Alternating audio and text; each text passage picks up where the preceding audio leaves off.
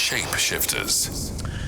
Right, tonight's Shapeshifter needs no introduction, and I got up this morning and I thought, oh, what an awesome radio show coming up this evening. And then I started thinking about it, and then this song popped into my head.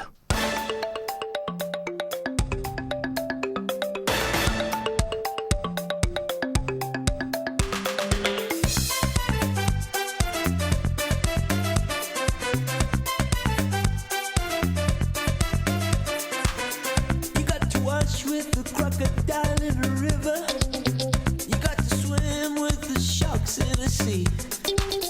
You got to live with the crooked, the politician.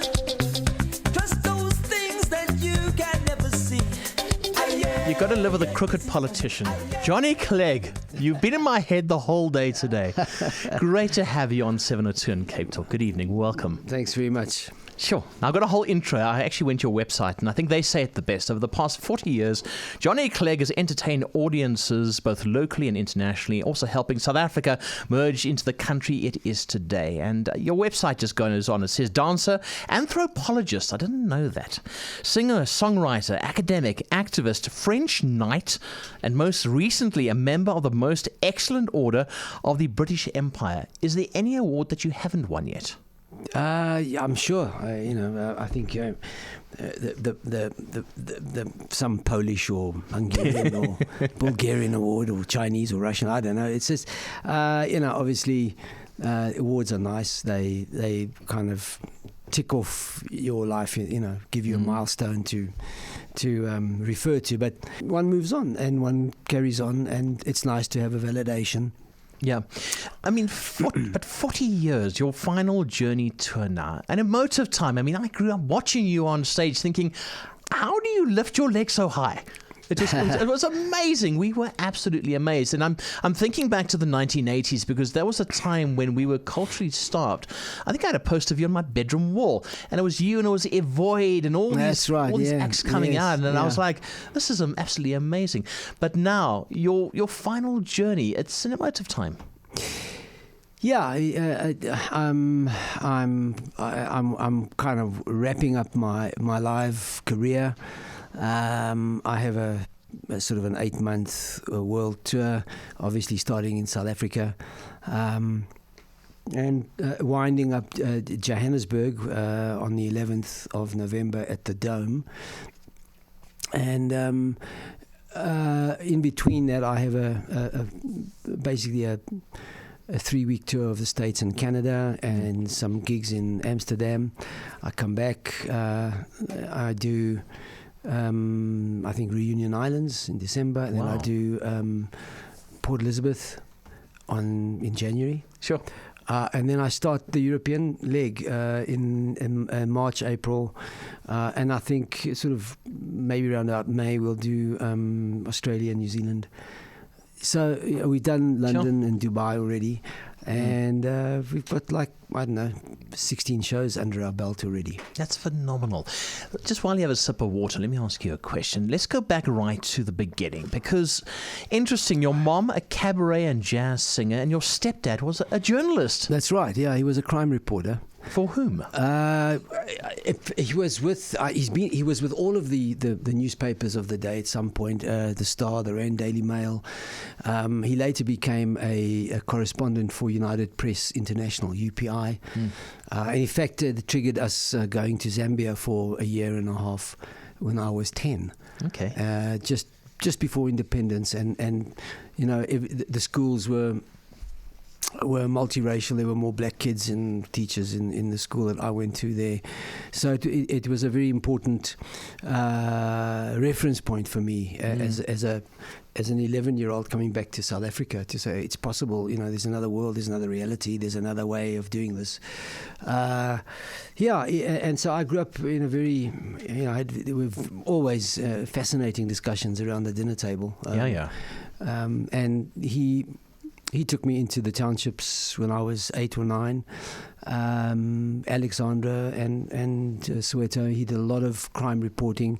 He covered, the Russians and the Americans and the Msomi gang and all of that stuff.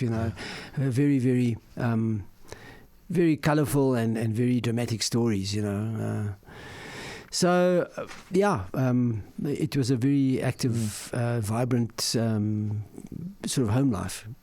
But you also must have thought to yourself, well, if other people can do this, why are we not doing this? At one point, did you think to yourself, this apartheid thing's not going to work? Yeah, to be honest with you, I grew up in 3 different countries. I grew up in Zimbabwe, South Africa, Zambia. I was born in England, but I left when I was 6 months old. As a migrant, as an immigrant, coming in and out of different countries with different systems, as a young child, 13, 14-year-old, my first sort of reaction was, how do I make my life fit in here? I went to 6 schools in 5 years in 3 different countries in my primary school period, that 5 years. And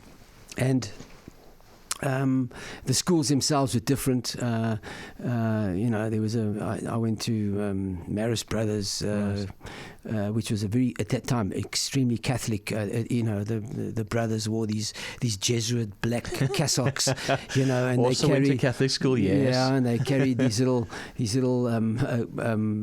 canes in their, up their sleeves, and it was a very interesting a year or so that I spent at Marist Brothers, Koch Street in town.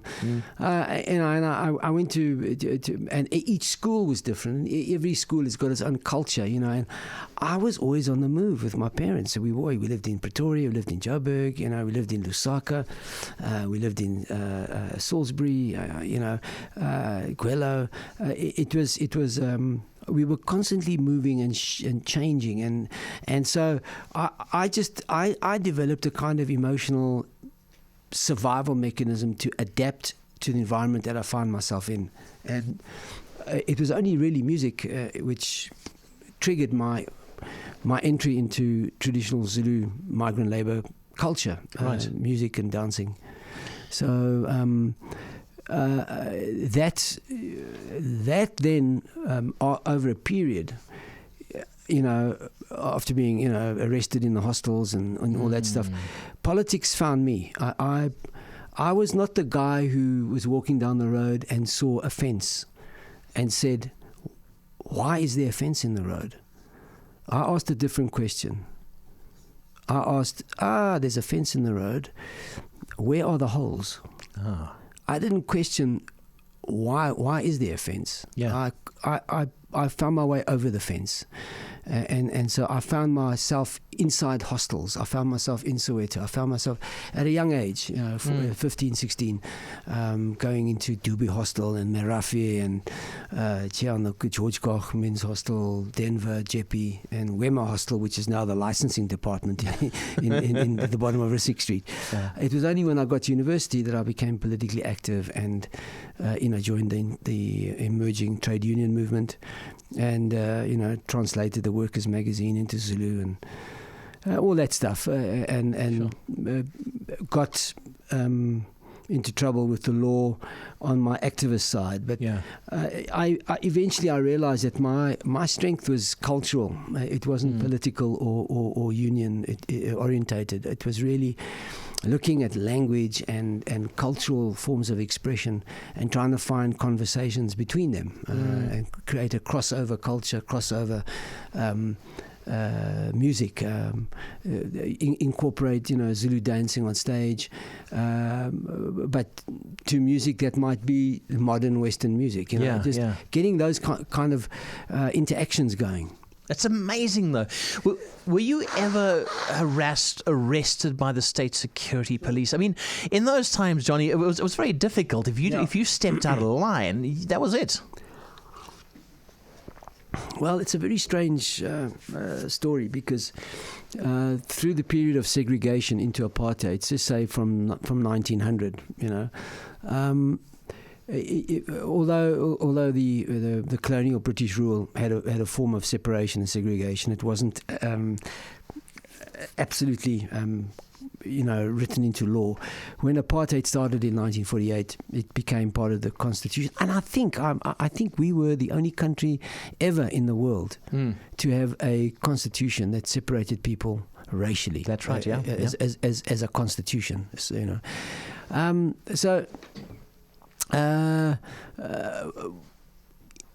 you have no idea how much money, time, expense you need to have an authoritarian state watching and guarding every minute, every day, everywhere. It doesn't work. And so apartheid's, the enforcement of the apartheid policies was very hard for them to do everywhere all the time. And so there were always gaps, and if you were streetwise and if you understood, we learned very quickly that it was better to play in rural townships than in the built-up areas. Yeah. The built-up areas had a far bigger network of informants and surveillance by both the police and the security police. That is...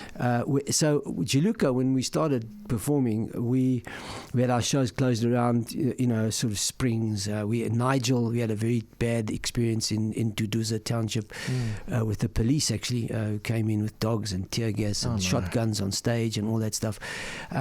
But so as we started to move out further and further, so we were playing in Ermelo, and we were playing in Delmas, and we were playing at the Duva Power Station Hall, in the Matla Power Station Community Hall. It's right out in the sticks. That's amazing. And we played in Toyando and Giyani up in the northern areas of, which is now Polokwane, the Limpopo province. Yeah. We did Swaziland. We did Manzini. We did Lihurutsi on the way to Botswana near the border. We travelled, we played all those townships, and also obviously, Dundee and Natal and all these little small soccer like fields. Yes. We'd arrive with our PA and just put it on the field and put it, play on the grass, and it was, that's how it was in those days. It was just it was very simple and innocent. And, we'd have about 15-20% of our shows closed every year but you know what? We had 80% success, and that's fine by us, And it worked. Time, and it worked. It really worked.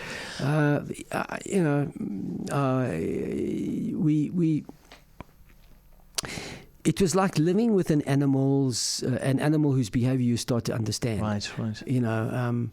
There was a poet called Jenny Kuzane. She wrote a brilliant poem about living with a tiger in South Africa, and the tiger, was the security police and the surveillance state. And in the poem, she described how she started to understand how the tiger behaved, what it was, when it was grumpy, when it was this, when it was that. It's a very, very, very clever poem. Yeah. And I think most South Africans knew. Where you could get around, how you could do it, how to speak, how to, and to be honest with you, my passport was that I was a kid.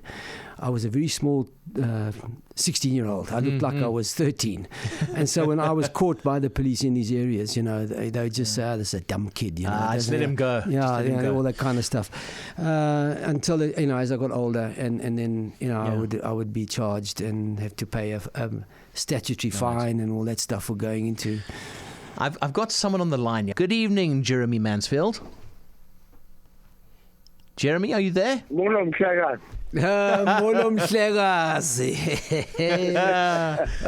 I said, I bet you he's going to say Molom Clegg. And you did. I love you, bro. I love you, bro. Thank you so much. Hey, Jeremy, great to have you on the show. Come on, let's have a chat. I met Johnny. The first time I met Johnny was in 1985 when I was at Rhodes University. And Johnny and myself and Boki, his drummer at the time, were trying to reconfigure a 3-phase wiring system at the Odeon Theatre in Grahamstown to get a show on the road. And that's the first time that I met with him. And I remember the one thing... Baba, the one thing I remember about you was that you said, I have to phone my wife. and you phone Jenny. Yeah. And I have to report in. exactly. But I've known him since then. I've been very fortunate in that I've done the Cape Town shows, the Joburg shows. I was at the London shows as well. And if I can say one thing, it's if there's anyone in the country or in the world who is going to be close to a place that Johnny is going to perform his final journey concert, buy yourself a ticket right now. It is the most magnificent experience, and it brings together so many elements of South Africa and our history, which is in some places painful, in some places wonderful, but it just brings them together, and it has to be experienced because it is a magnificent show. It really is. Oh, Jeremy, I don't know how much I'm going to have to pay you for that ad. What a punt. Thank you so much, man. I really appreciate it.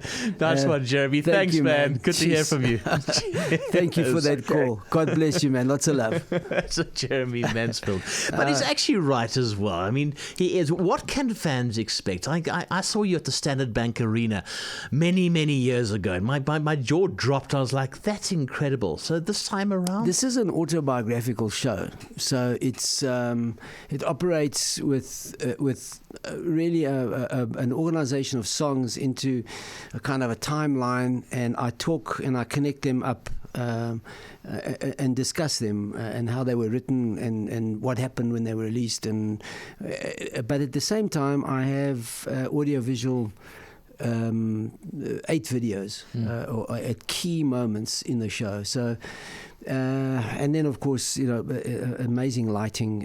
The lighting was also a very important part in the atmosphere and the mood of the presentation. So it's kind of an incredible multi-dimensional unfolding of the Johnny Clegg story, and I got this idea because I'm also writing an autobiography, and right. I said to Roddy when I came out of my second chemo in February, you know, I'd really like to put together a new kind of show, and basically say, you know, to my fans, thank you for supporting me over the 40 years. One doesn't know what's going to happen health-wise on my side. Sure. So I'd like to try and tell that story in a musical and visual way. And at the same time, you know, it's a huge show. There are 35 people. It's the Soweto Choir. It's 2 different dance groups. And former band members as well. Yeah. No, but at the on the 11th of right. November at the Dome, a whole lot of musicians have, you know, wanted to come on stage and do something with me. So, you know, it's from Karen Zoid to you know, Shakina. There's this youngster Jesse Clegg. I've heard of him he as might well. make an appearance as well. You never know. It's absolutely phenomenal. It really is. Did you ever think to yourself? And I mean, anthropologist. At one point, did you think to yourself, this musician thing's not going to work out? I better do something else. No, what happened is I carried on with music while I was doing anthropology, right. and while I was teaching. So I taught for 4 years. I have a 12-year academic part of my life, and so we you know, when I released the first Juluka album in 1979, it was my first teaching stint at the University of Natal, Durban. And then I came back to Wits for 3 years. Right. And we were just putting out albums, and Sipa was gardening and I was teaching, and they used to say it's the gardener and the professor.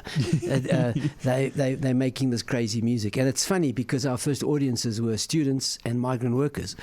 Wow. And they never saw each other because Yeah. migrants were in the, you know, the hostels and the students were in the student hostel, you know, Different worlds, yeah. worlds, you know, but we connected them musically, and it was just a very interesting beginning to our audience profile, you know, and then it just grew and it broke into urban and crossover, and on the 4th album we had a top 40 hit in England, completely random, out the blue, and that was Scatlings of Africa. Yeah. So beautiful. I had a choice to make. Do I want to be a songwriter or a lecturer, and I'd worked all my life, to get this new music happening. And that's so I started touring, and I've toured every year since 1983. Oh my gosh. I've never stopped touring. We're going to have to leave it there. And I'm Thank you. so sad that we have to leave it there. I'll chat Thank to you you, until man. 10 o'clock tonight. Tonight's Shapeshifter, Johnny Clegg. Johnny, best of luck. Thanks. I'll be in the audience. And thank you from all South Africans. Thank you for 40 years of sheer pleasure. Cheers, mate. Thank you.